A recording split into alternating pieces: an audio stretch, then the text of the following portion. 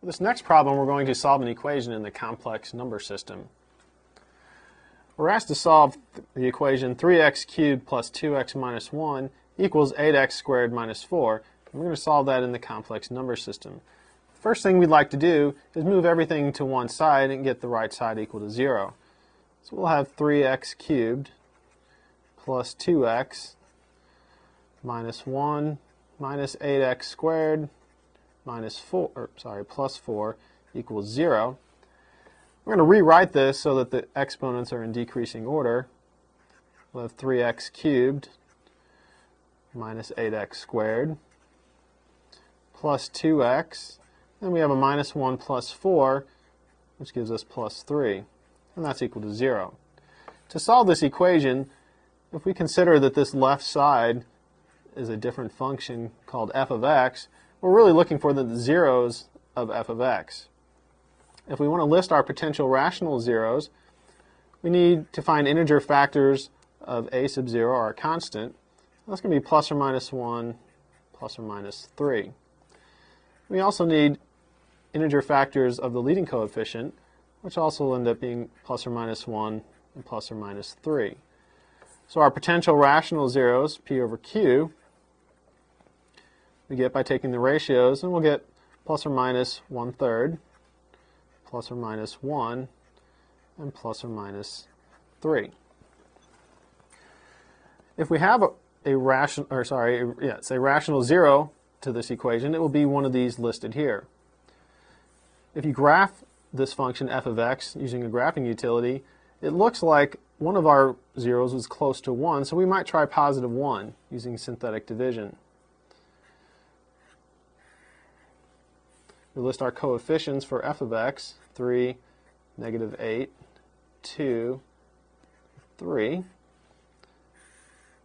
Drop down the 3, multiply and add to get negative 5, multiply and add to get negative 3, we multiply and add to get 0. Now the remainder is 0, which tells us that 1 is a 0 of f of x, which means it's a solution to this equation. Remember that with synthetic division, if the remainder is not 0, then this is not a 0 of the function, which would mean it would not be a solution to our equation. So we have one of the solutions. This is a reduced polynomial, 3x squared minus 5x minus 3, and it allows us to rewrite our function f of x in a factored form. F of x is equal to x minus 1 times 3x squared minus 5x minus 3. All we have to do now is see if we can get any zeros of this quadratic expression here.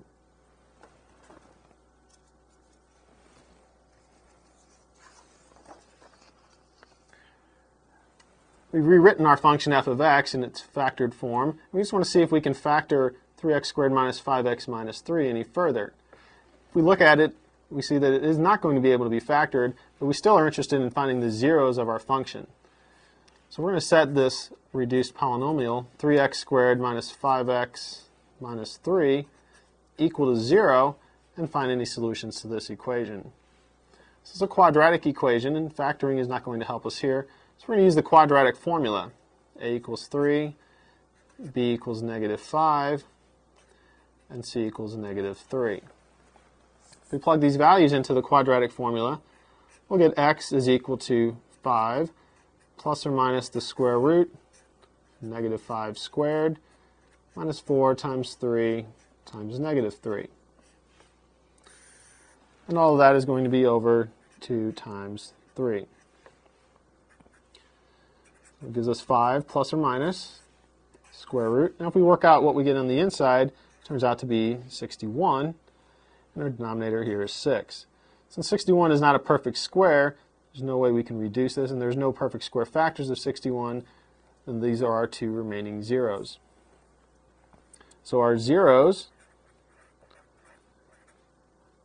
for f of x are x equal to 1, x is equal to 5 plus the square root of 61 over 6, and 5 minus the square root of 61 over 6. These are also the solutions to our original equations.